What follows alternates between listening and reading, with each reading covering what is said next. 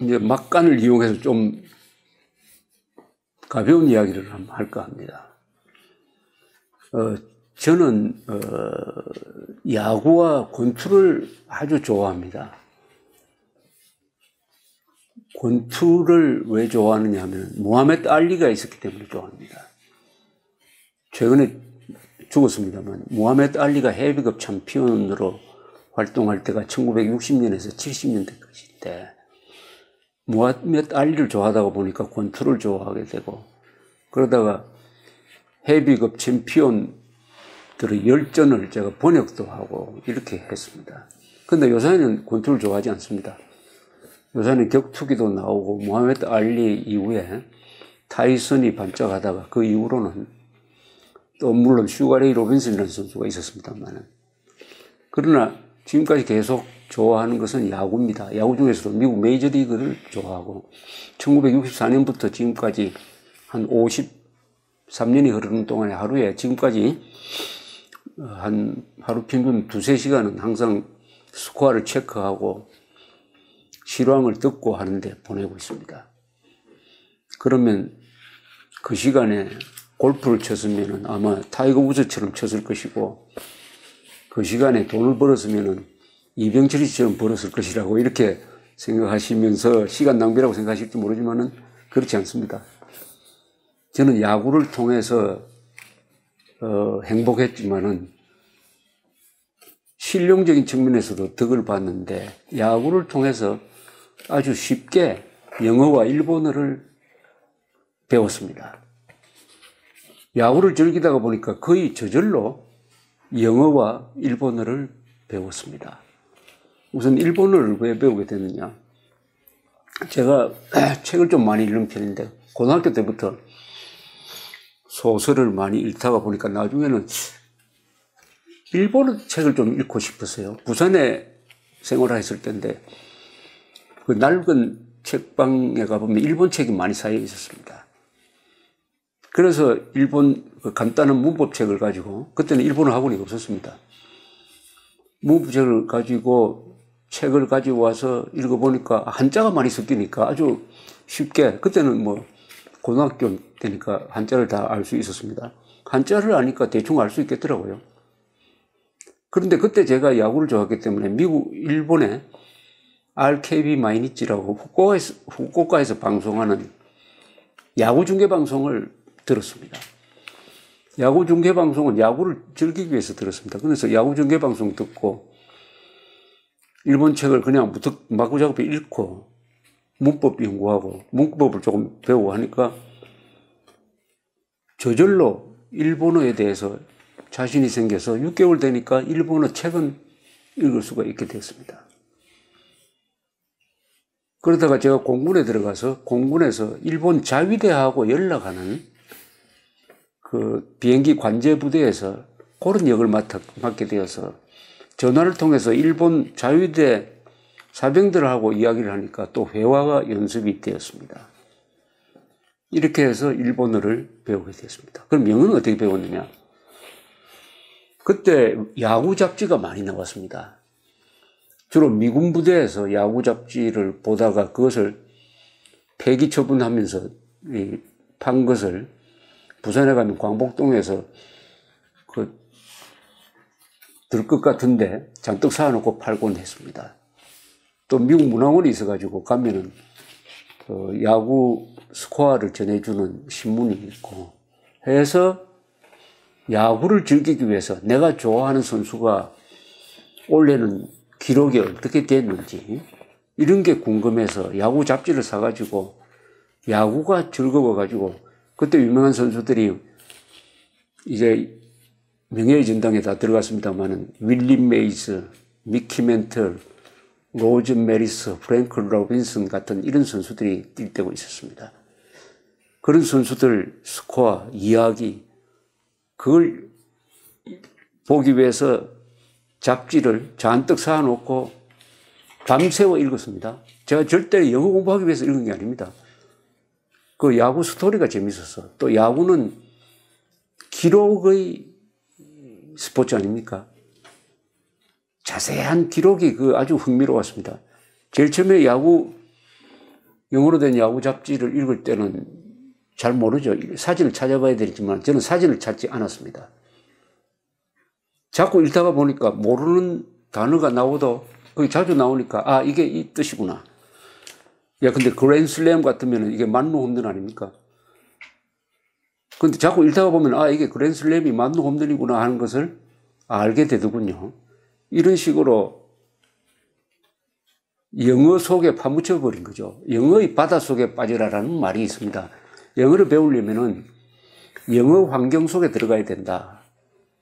일일이 사진 찾고 그렇게 하는 방법도 있지만 아예 영어의 바닷속에 풍덩 들어가면 제일 처음에 헤엄도 못 치고 해가지고 물을 많이 먹지만은 그렇다가 발버둥 치는 과정에서 저절로 영어를 알게 된다.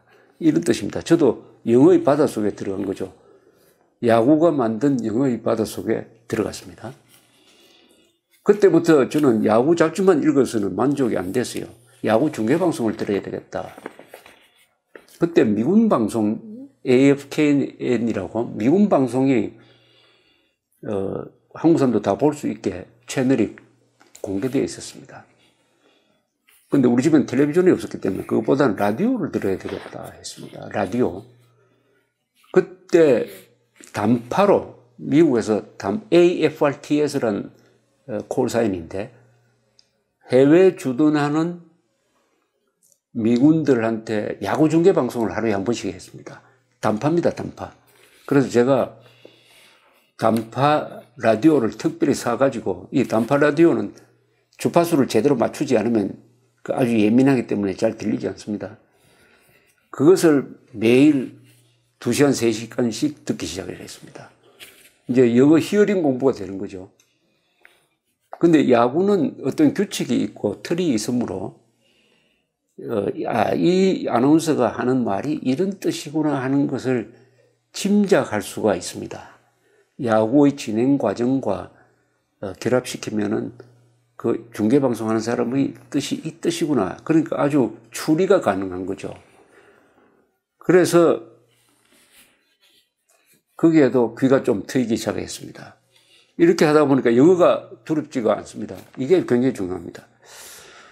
제가 대학교 들어갔을 때는 영어가 두렵지 않았어요. 타임지를 그냥 가지고 사전 없이 읽었습니다. 타임지. 시사 잡지죠. 타임지. 영어가 두렵지 않았습니다. 사전 거의 찾지 않았어요. 자신감이 생긴 거죠. 그 다음에 제가 공군에 들어갔을 때 레이더 부대에서 미군들하고 같이 근무를 하게 되었습니다. 그래서 자연스럽게 미군들과 대화를 하게 되었습니다. 그때부터 회화를 배우는 거죠. 저 같은 경우에는 독해력을 먼저 배우고 그 다음에 회화를 배운 경우입니다. 저는 한국의 이 영어 교육에 대해서 불만이 있습니다. 이 회화 교육을 상당히 중시하는 것 같은데 여러분 그러나 제일 기본이 되는 것은 독해력입니다. 영어로 쓰여진 신문과 잡지를 책을 읽을 수 있어야 됩니다. 그것이 영어를 배우는 효과의 한 8, 90%는 거기서 보는 거죠. 영어로 쓰여진 책을 본다. 그 다음에 미국 사람과 만나서 대화할 수 있는 기회는 사실은 많지 않습니다. 한 달에 한 번 정도 됩니까? 영어를, 그러니까 회화 중심보다는 저는 독해 중심 교육이 먼저라고 봅니다. 그 다음에 회화로 넘어가서 자유롭게 대화하는 것은 이른바 네이티브 스피커가 아니면, 즉 미국에서 태어난 사람이 아니면 한계가 있긴 마련입니다. 그러나 독해력이 충실하면은 문법에 맞는 이야기를 하면 점잖게 이야기할 수 있는 것이죠. 그래서 저는 독해력 중심의 영어 교육이 중요하다. 이렇게 생각을 하고 있습니다. 그래야 해서 저는 일본어와 영어를 알게 되니까 기자 생활을 하면서 많은 도움이 됐습니다. 제가 기자 생활을 1971년부터, 그러니까 나이로 치면은 만 26살 때부터 기자 생활을 했는데 영어를 하고 일본어를 아니까 흡수할 수 있는 정보가 많습니다. 그리고 취재할 수 있는 대상이 많아요. 미국 사람도 만나고 일본 사람도 만날 수 있으니까 거기에 따른 도움도 많이 받았고 우선 섭수할 수 있는 정보 양이 많아지죠.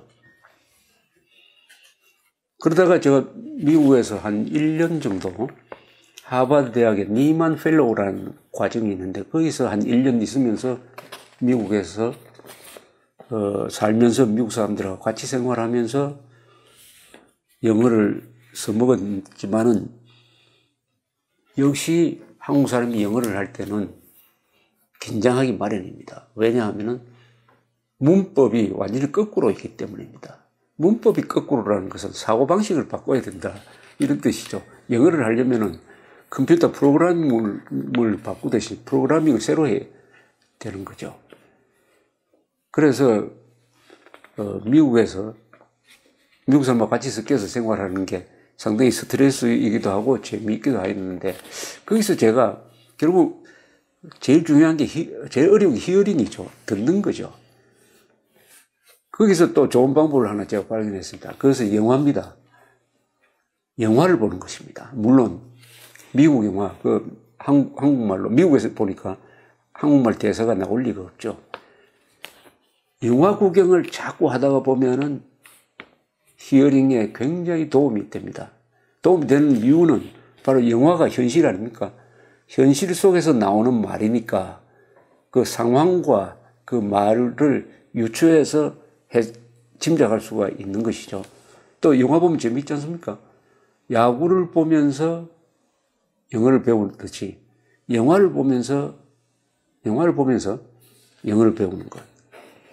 누군 농담 삼아 이렇게 이야기했습니다. 가장 쉽게 영어를 배우는 방법은 미국 사람하고 연애하는 거라고 이야기를 했습니다.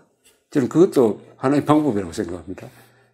이렇게 해서 그 영어의 생활 속으로 들어가는 것. 저 같은 경우에는 야구를 통해서 들어갔습니다. 근데 야구를 많이 알면은 요새 또 덕을 봅니다. 미국 사람들하고 만나서 서먹서먹할 때 야구 이야기를 꺼내는 겁니다. 야구 이야기를 하면은 거의 대부분의 미국 사람들과 공통된 화제로 이야기할 수가 있습니다. 저는 골프도 치지 않고 와인에 대해서도 무식한데 야구는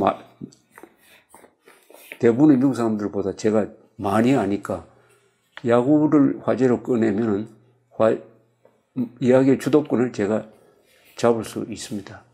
또 야구는 그 속에 많은 드라마가 있고 인생 교훈이 있습니다. 야구의 진행 과정을 이렇게 9회 동안 쭉 지켜보면은 인생 축도판입니다. 야구도 인생처럼 포기하지 않고 끝까지 버티는 쪽에 행운이 쏠리고 9회 말 역전 만루 홈런이 나오기도 하고 이런 것을 잘 봅니다. 또 야구를 보면은 아무리 뛰어난 선수라도 오늘은 4분 나와서 한 번도 히트 못 치고 그 다음 날에는 만루 홈런 치고 이렇게 기복이 참 심합니다. 그러니까 길게 미국에서는 160게임을 하니까 160게임을 딱 들여다보면은 역시 자기 실력대로 갑니다. 결국은 대부분의 경우에는 기복은 있지만은 그 선수의 실력에 맞는 성적이 나오는 것을 봅니다.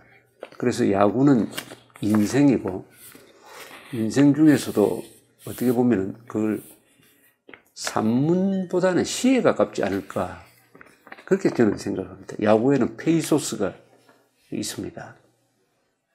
그래서 저는 야구를 통해서 영어를 쉽게 배웠고 그렇게 하면서 또 인생을 즐길 수 있는 우리 조갑제 TV의 모토가 재미있고 유익한 TV가 되자. 그래서 제가 야구 이야기를 해드렸습니다. 재미있었는지 모르겠습니다. 감사합니다.